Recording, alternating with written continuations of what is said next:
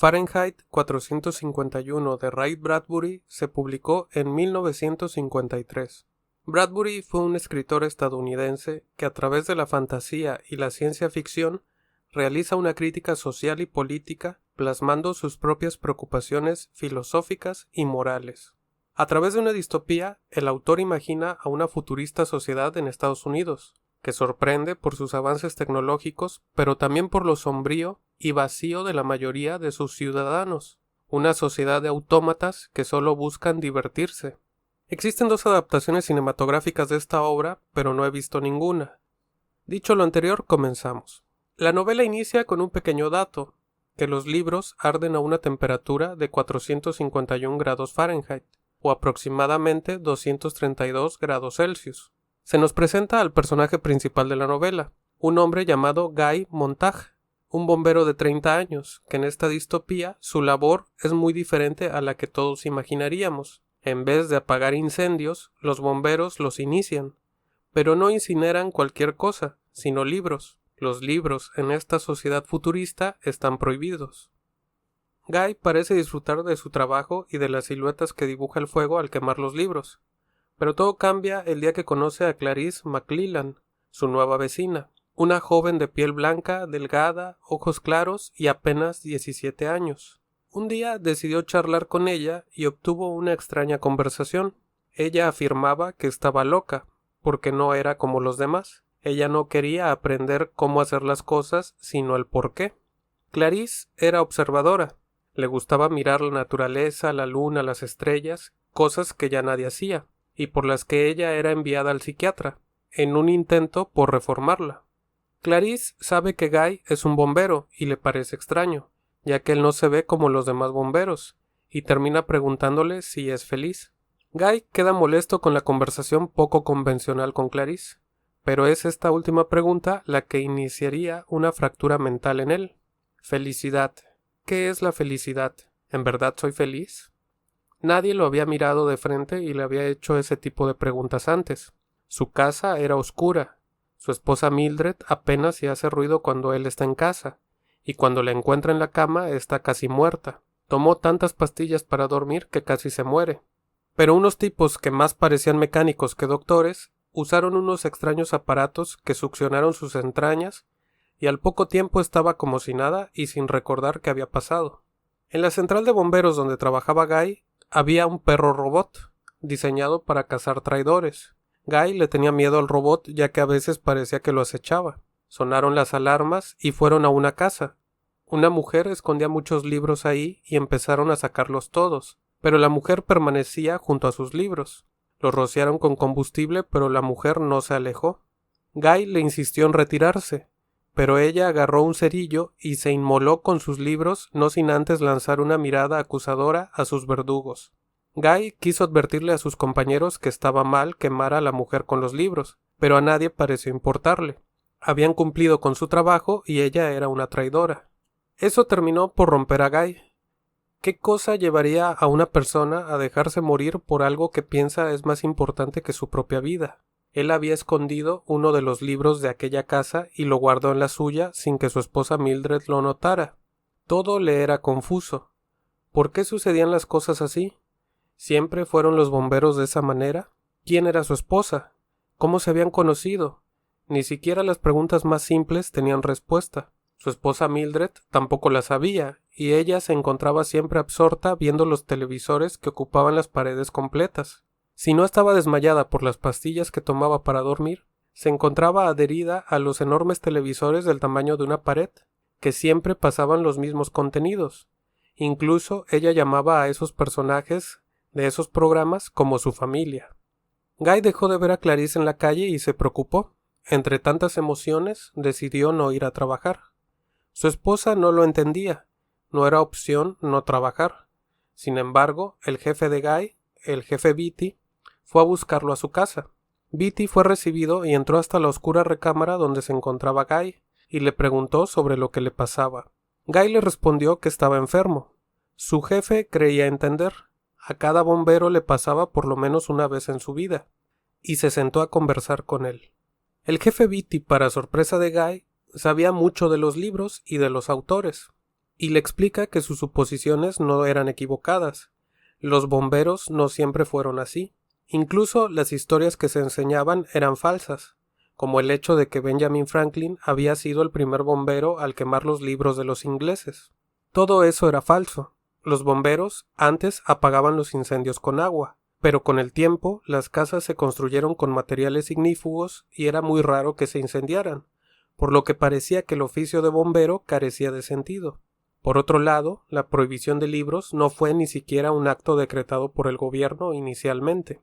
La sociedad había avanzado hacia un estado de acción rápida y una automatización, un reduccionismo del pensamiento. Obras como Hamlet reducidas a 12 líneas. Ahora solo se necesitaba de apretar un botón para realizar una actividad, y todo el tiempo libre era para disfrutar. La gente se comunicaba cada vez de manera más absurda y simplificada. El lenguaje se degradó hasta casi comunicarse solo con ruidos y nadie quería realmente pensar. Pensar era complicado y tormentoso. Quien quería leer filosofía se complicaba la vida sin razón. Las películas y las comedias ya ni siquiera tenían que tener sentido. Si eran absurdas o carentes de profundidad, siempre se podía consumir una sustancia y sentir las vibraciones de la pantalla. Las universidades ya casi no preparaban profesores o filósofos. La mayoría eran boxeadores, nadadores o futbolistas. Los textos que más se consumían eran las caricaturas y las revistas eróticas, por lo que prácticamente para cuando se decretó la prohibición de los libros, la masa social ya los había prohibido sola. En realidad, todos pertenecen a una minoría, le explicó el jefe Beatty, porque cada uno le gustan cosas diferentes, pero si a alguno le incomoda algo, se quemaba, y si a otro le incomodaba otra cosa, también se quemaba. Las personas nacemos diferentes, y eso genera incomodidad. Todo mundo busca ser feliz, y la única manera de ser felices es que todos sean iguales. Si alguien es el más listo del salón, incomodará a todos los demás que son los menos listos. Por eso lo golpean, porque su capacidad molesta a los demás.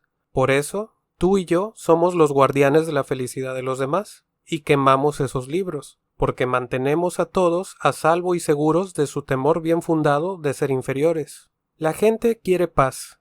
Arrójale datos encima y sentirá que piensa por sí mismo. La gente quiere paz, y para ello necesita no ser consciente de nada, ni de la guerra, ni de la política, ni de la filosofía. Cualquiera monta un televisor, de hecho todo mundo lo hace, y esos son más felices que aquel que busca medir y cuestionar el universo. El que intente medir y cuestionar el universo se sentirá solo y salvaje, porque el universo no puede ser medido o cuestionado. Te habrás dado cuenta que los incendios son siempre de noche. Eso es porque de esa manera el fuego es más llamativo, y envuelve a quien lo observa como si fuera una danza hipnótica. El jefe se desvió un momento del tema y aprovechó para decirle a Guy que su vecina Clarice ya había muerto, arrollada por un vehículo a alta velocidad, y su familia había sido trasladada. Todos en esa familia eran raros, y ya eran vigilados por el gobierno. Generalmente la familia influye mucho en los jóvenes. Por eso ahora entraban tan chicos al parvulario. Prácticamente arrancaban a los bebés de la cuna para que las familias no influyeran en su educación. El jefe Beatty se retiró advirtiéndole a Guy que si por algún error algún bombero había llevado un libro a su casa, cosa que solía ocurrir en su oficio, tenía 24 horas para quemarlo, indicando que ya sospechaba de él. Una vez que se fue el jefe, Mildred pareció encontrar algo en la cama de Guy y decidió contarle todo. Guy había tomado un libro, y no solo ese. Tenía varios escondidos en una rejilla de ventilación. Mildred estaba horrorizada. Eso estaba prohibido. Lo perderían todo, su trabajo, su casa, sus pantallas y a su llamada familia. Ella no quería perder nada de eso, pero Guy trata de insistirle que debe haber algo más y que los libros debía estar la respuesta. Guy, intentando convencer a Mildred, lee un párrafo de un libro, el cual no tiene sentido para ninguno de los dos, pareciendo darle la razón a Mildred. En los libros había puras tonterías sin sentido y solo confundían la mente, pero ellos no sabían que estaban leyendo un fragmento de las aventuras de Gulliver de Jonathan Swift. Clarice había muerto, y Guy no conocía a nadie más que lo ayudara a entender.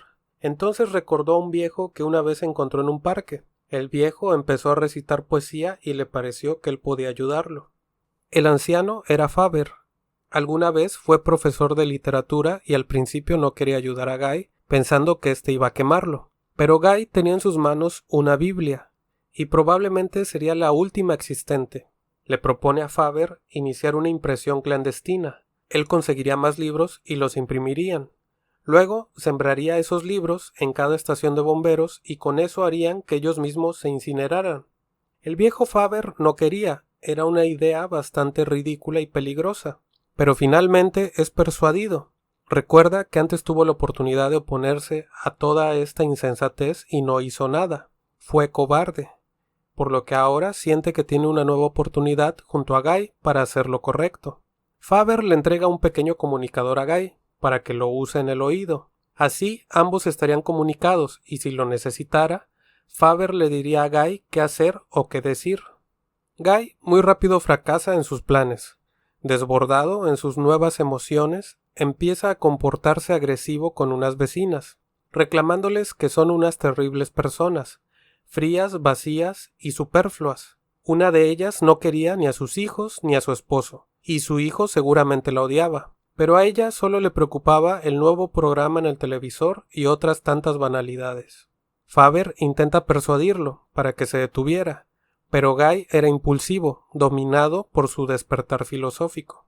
Guy regresa a la estación de bomberos, pero su jefe rápidamente lo invita a tener otra conversación. Este parece haberlo descubierto, y lo lleva a realizar otra quema. Pero cuando llegan, Guy se da cuenta que es su propia casa.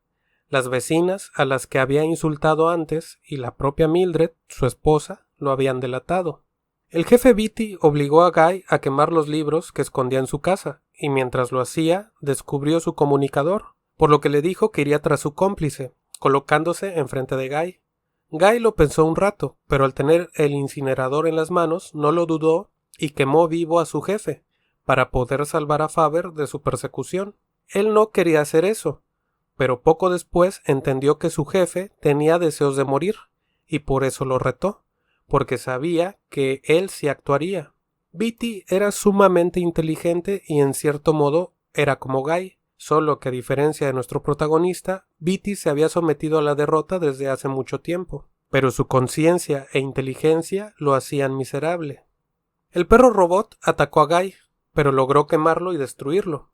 Herido, Guy huyó por las calles y se inició una gran movilización y su nombre circulaba por todos lados.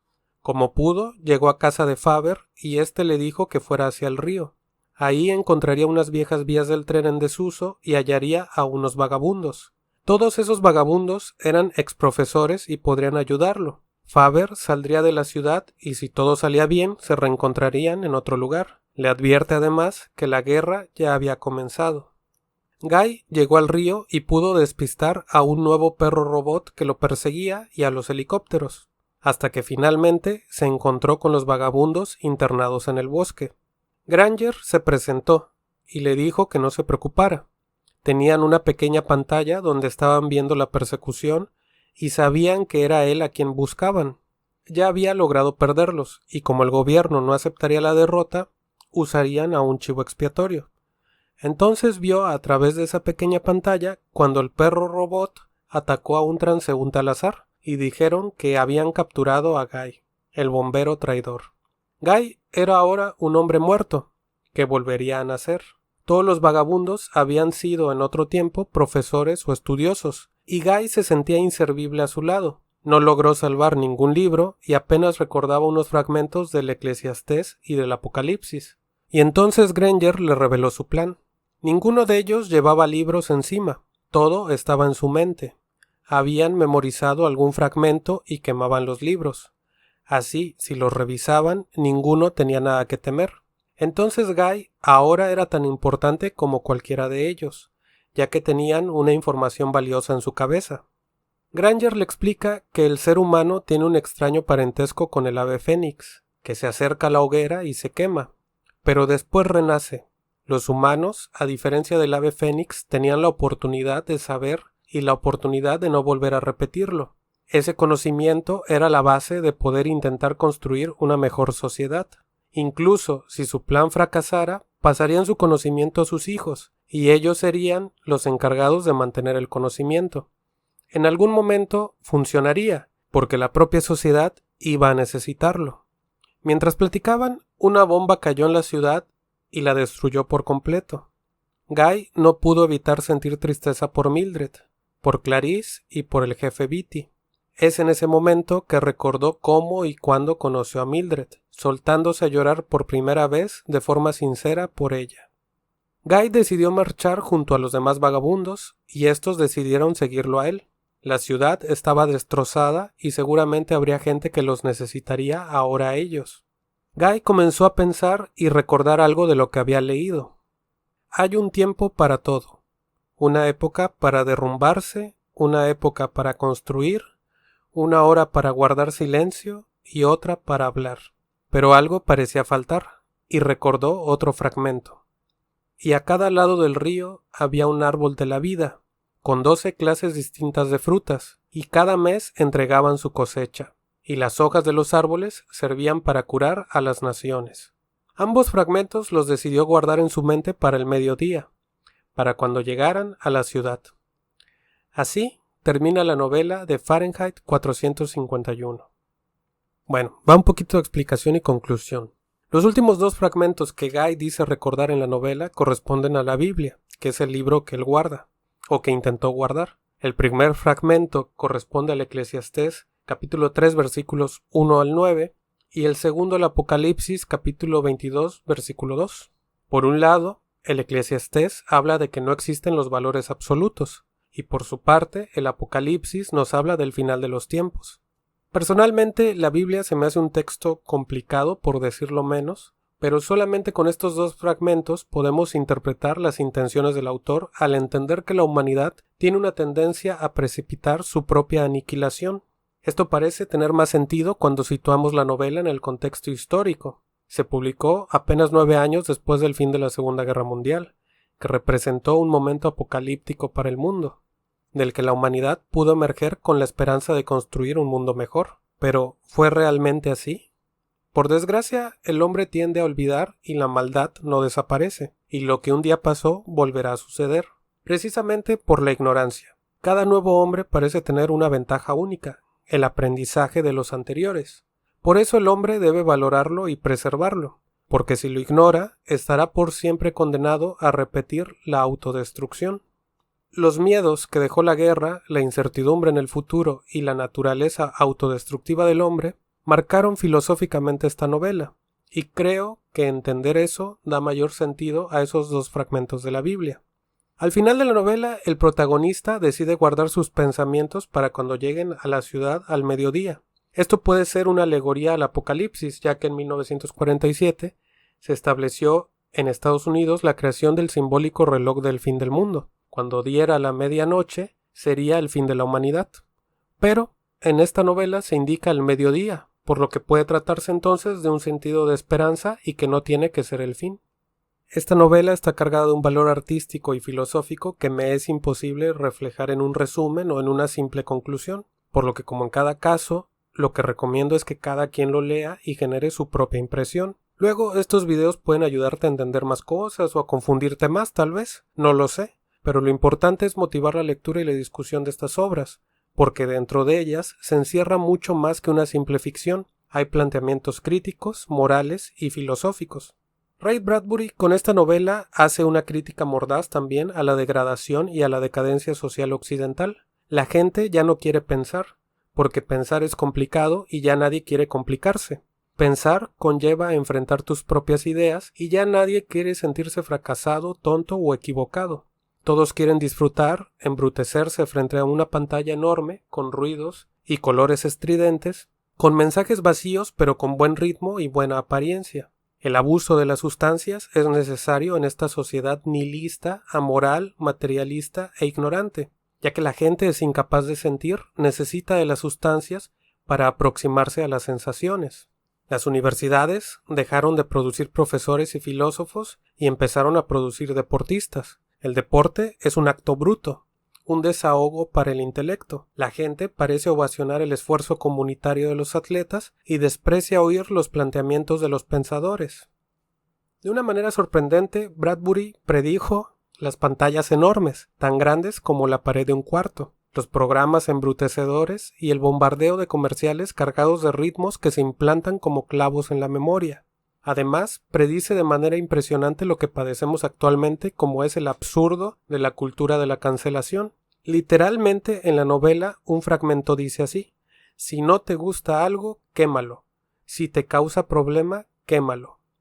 Hay tan poco entendimiento en la sociedad que actualmente se vive una época de censura e intolerancia como nunca antes se había visto.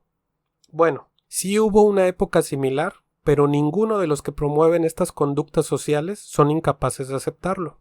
Todo escondido de forma cínica en un velo falso de bien comunitario. Bradbury lo vio con demasiada anticipación porque era sabio. No solo es eliminar lo que no es agradable o se contrapone a cierto criterio común o popular, también hay que deformar la verdad y la historia. El colectivismo por encima del individuo es un error. Una frase de la novela dice: todos serán felices cuando todos sean iguales, pero nadie nunca será igual a nadie, por lo que la única forma de mantener igual a esa masa social es hacerla ignorante, mediocre y embrutecerla con distracciones rápidas y potentes, y destruir a todo aquel que dé signos de independencia mental o cognitiva. Bradbury entiende que la libertad no acepta censura alguna, porque si los nuevos desconocen la historia, tanto los pensamientos de los sabios como los villanos históricos, serán incapaces de actuar correctamente y lo más seguro es que repitan cada error continuamente. La historia y la verdad no deben censurarse. Una sociedad apática, autómata e ignorante es el rebaño perfecto para un Estado que busca ser totalitario. Algo curioso es que la novela no describe a detalle el conflicto armado o la guerra que finalmente destruye la ciudad de Guy. Tampoco profundiza en el gobierno o su estructura. Solo sabemos que estos dos aspectos existen, pero no hay mayor descripción en la novela. Esto es porque realmente estos aspectos son producto de la propia sociedad. Toda la novela gira en torno a la responsabilidad social que nace de cada individuo, no como un colectivo uniforme, sino como seres libres e independientes. Esto se demuestra porque se explica que la prohibición de los libros ni siquiera fue un logro del gobierno. La propia sociedad se había degradado tanto que prácticamente lo habían hecho ellos solos. También parece ser una crítica al cientificismo. No es casual que sitúe su historia en una narrativa de avance tecnológico que ayuda a embrutecer y controlar. El humano ahora es un autómata impulsado por la tecnología, y ésta llena sus huecos emocionales y mentales. Los programas en megapantallas son ahora la nueva familia, y los perros no existen como esos amigos fieles del hombre, ahora son robots que cazan a los traidores. Toda la crítica de Bradbury me resulta actual porque son precisamente en estos tiempos donde el consumismo ha sido capaz de vender lo imposible, la felicidad y el amor. Todo se puede comprar. Los vendedores turísticos venden experiencias y las sustancias producen sensaciones. Incluso el amor y la amistad se encuentran al alcance de unos billetes.